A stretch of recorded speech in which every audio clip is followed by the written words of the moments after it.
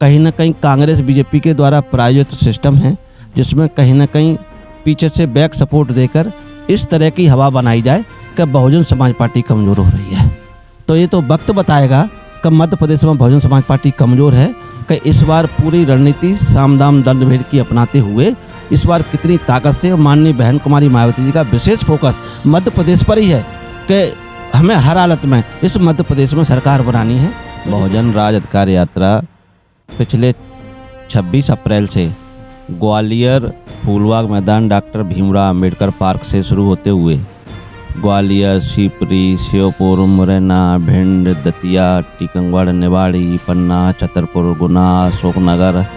आपके दमोह, सागर, विदिशा होते हुए आपके फिर कटनी, सतना, रीवा, जबलपुर से होते हुए मंडला से फिर आपके बालाघाट पहुंची है। क्योंकि ये गरीब समाज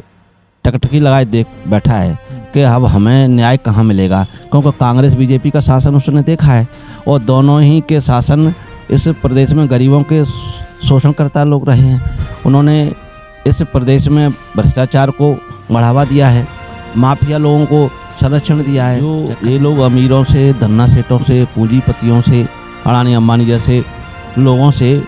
लाखों करोड़ रुपए चंदा लेते हैं, उस चंदे का दुरुपयोग ये चुनाव में करते हैं और सरकारी मशीनरी का दुरुपयोग भी करते हैं। उसमें ये गरीब समाज की कुछ कमजोरियों का फ़ायदा उठाकर वहाँ पे दारू बंटवाना, पैसा भिजवाना, कपड़े भिजवाना, ये सारी चीज़ें ये लोग करते थे। तो इससे कहीं ना कहीं ये गरीब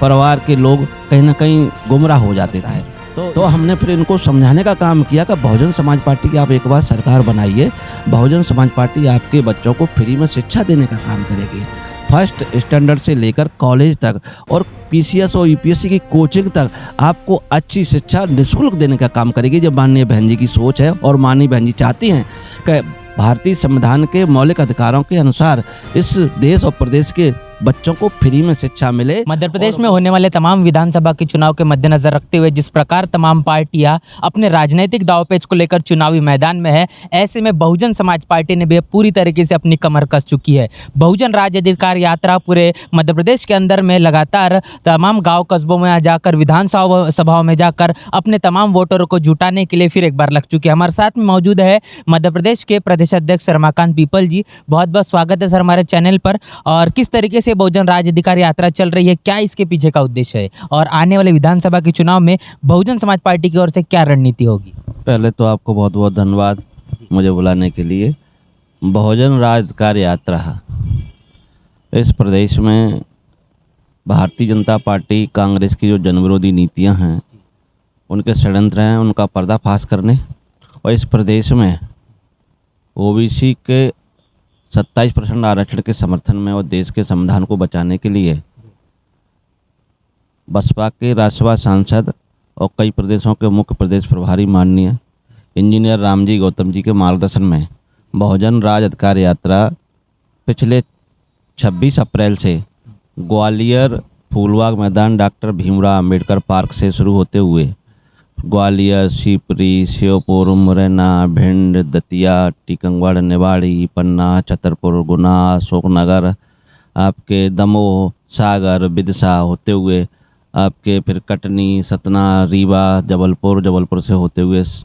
मंडला से फिर आपके बालाघाट पहुंची है। इसमें सैकड़ों गांव में हम लोग पहुंचे हैं,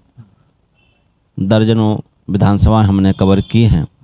और ये वो विधानसभा हैं जहां पर बहुजन समाज पार्टी की स्थिति काफ़ी मजबूत भी है और हमारे वर्कर्सों में इस बार जोश है। और वैसे भी भारतीय जनता पार्टी ने और कांग्रेस ने दोनों ने ही इस प्रदेश में इस गरीब समाज को लूटने का काम किया है, इस प्रदेश को कहीं ना कहीं बेचने का ही काम किया है। इस प्रदेश में गरीबों के ऊपर, SC, ST, OBC, minority, upper caste के गरीब लोगों के ऊपर अन्याय अत्याचार बढ़ रहा है, बेतहाशा बढ़ रहा है और ख़ासकर महिलाओं के ऊपर भी अत्याचार इस प्रदेश में ज़्यादा ही। NCRB की रिपोर्ट भी ये कहती है कहीं भी 9 साल की बच्ची, 13 साल की बच्ची, 12 साल की बच्ची के साथ बलात्कार हो रहे हैं, उनकी हत्या हो रही हैं। 13 साल की बच्ची भिंड की सीता बघेल, उसके हत्यारे तो अभी तक ट्रेस भी नहीं हुए हैं। और परसों के दिन शिवपुरी के मुगावली करेरा विधानसभा के मुगावली गाँव में एक 12 साल की बच्ची के साथ बलात्कार हुआ, उसकी हत्या हो गई। बहुजन समाज पार्टी तुरंत पहुंचती है, न्याय की बात कर सकती है, संवैधानिक, और अपने पास है क्या, क्योंकि सरकारें बीजेपी और कांग्रेस की बनती आ रही हैं और ये सरकारें ने ऐसा कोई ठोस कानून नहीं बनाया कि कम से कम कोई आदमी ऐसे घिनौने अपराध करने से पहले 10 बार सोचे कि भाई इसकी सज़ा और अंजाम बहुत ख़राब होगा और हमें ये काम नहीं करना चाहिए। तो ऐसा कोई नहीं कर रही हैं। इस प्रदेश में बेरोजगारी बहुत बड़े पैमाने पर बड़ा मुद्दा हो गया है। करीब 1,30,00,000 पेपरों के माध्यम से भी आपको जानकारी होगी, 1,30,00,000 तक बेरोजगार इस प्रदेश में घूम रहे हैं। जबकि भारतीय जनता पार्टी की सरकार ने 2003 में वादा किया था कि हम हर साल 2 लाख लोगों को नौकरियां देंगे, और कांग्रेस पार्टी ने तो पहले से ही इस प्रदेश को लूटा है। और 1993 से लेकर 2003 तक श्री दिग्विजय सिंह जी जब मुख्यमंत्री थे तो उन्होंने भी प्रदेश में ट्रांसफ़र, पोस्टिंग, जो भी नीति थी उसमें सब भ्रष्टाचार किया,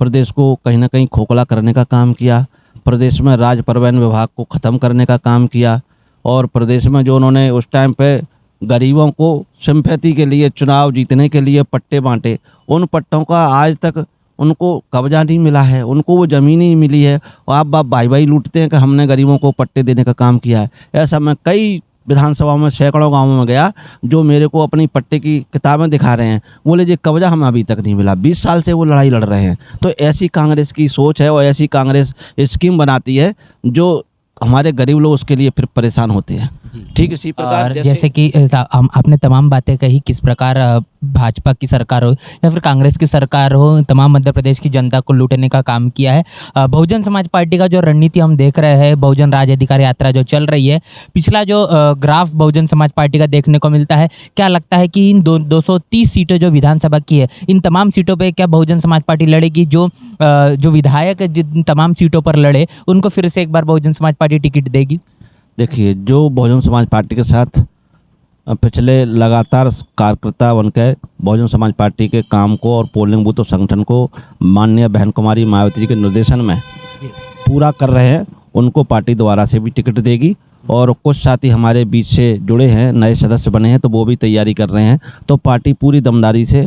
आदरणीय बहन कुमारी मायावती जी के नेतृत्व में पूरे प्रदेश में 230 विधानसभा पे सीटों पर चुनाव लड़ने का काम करेगी। इस तरीके से बहुजन राज अधिकार यात्रा चल रही है, कितना प्रतिशत मिल रहा है सर तमाम आप विधानसभाओं में जिस प्रकार घूम रहे हैं? अपने शुरुआत से ग्वालियर से लेकर तो अभी तक के तमाम जो विधानसभाओं के नाम गिनाए हैं, इसमें कैसा बहुजन समाज पार्टी को लेकर प्रतिशत देखने को मिल रहा है? देखिए, जैसे ही मैं यात्रा लेकर निकला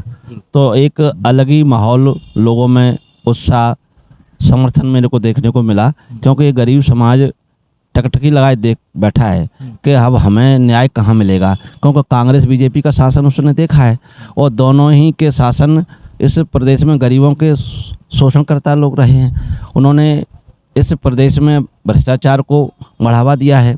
माफिया लोगों को संरक्षण दिया है, चाहे खनिज माफिया हो, भू माफिया हो, शराब माफिया हो, गुंडे माफिया हो, जिन्होंने इस प्रदेश में गरीबों का शोषण किया है, बहन बेटियों का शोषण किया है। तो ऐसे लोगों को ये पार्टियां दोनों ही संरक्षण देने का काम करती हैं। बेरोजगारी का बुरा हाल है और इस प्रदेश में इस सरकारों ने गरीब बच्चे जो सरकारी स्कूल में पढ़ते थे, उन सरकारी हजारों स्कूलों को बंद कर दिया इस आधार पर कि बच्चे पढ़ने नहीं आते। जब आपके टीचर अच्छे से पढ़ाने का काम नहीं करेंगे, टीचर वहाँ पर खाना बनाने और अन्य कामों में लगे रहेंगे और बच्चों से कहेंगे आप पढ़िए, और वो उनका पढ़ाने के लिए आपके पास कोई सेटअप नहीं है, कोई शिक्षा नीति नहीं है, वो सिर्फ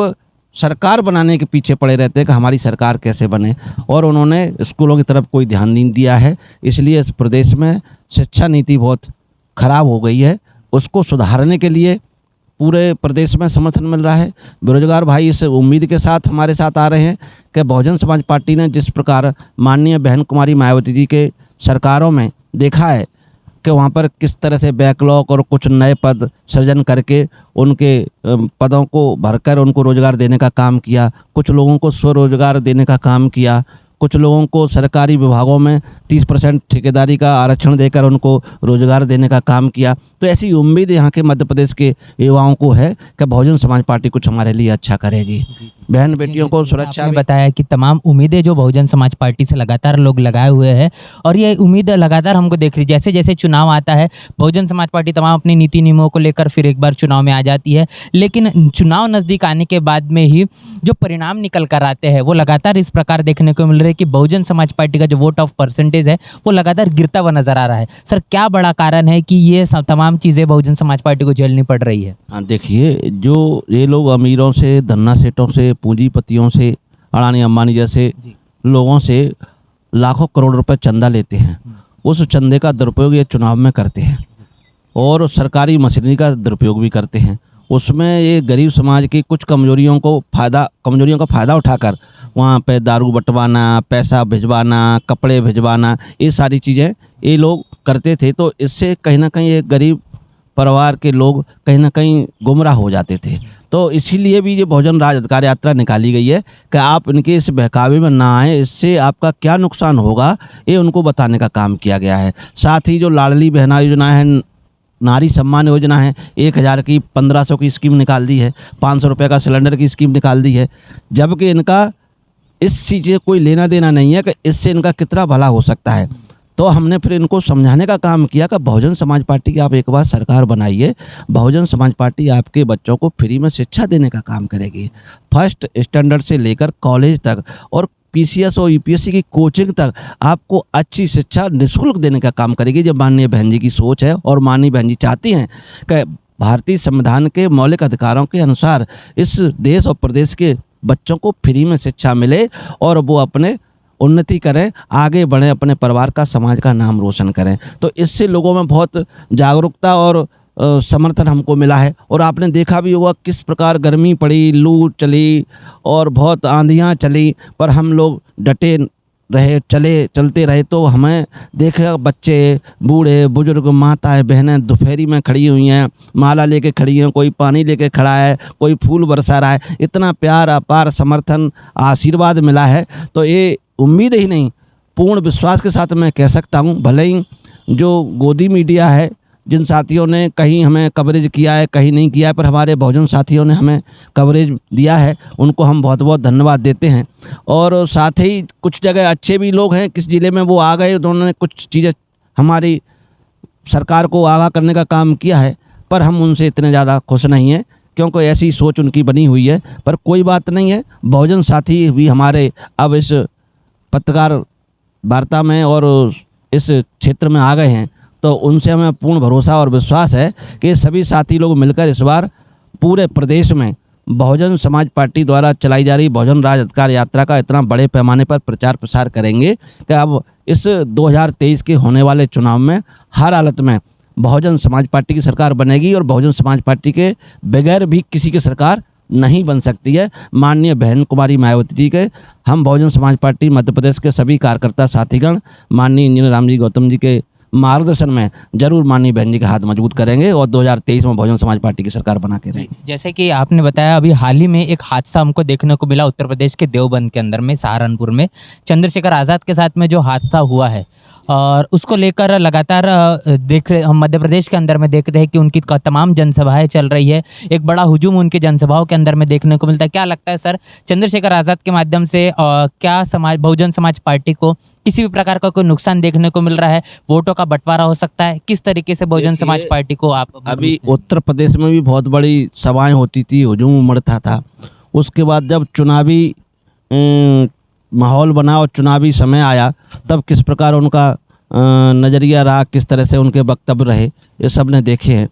और मध्य प्रदेश में या राजस्थान में उनकी सभाएं हो रही हैं, ये सब लोग देख रहे हैं, पर ये कहीं ना कहीं वोटों के पोलराइजेशन के लिए है। कहीं ना कहीं कांग्रेस बीजेपी के द्वारा प्रायोजित सिस्टम है जिसमें कहीं ना कहीं पीछे से बैक सपोर्ट देकर इस तरह की हवा बनाई जाए कि बहुजन समाज पार्टी कमज़ोर हो रही है।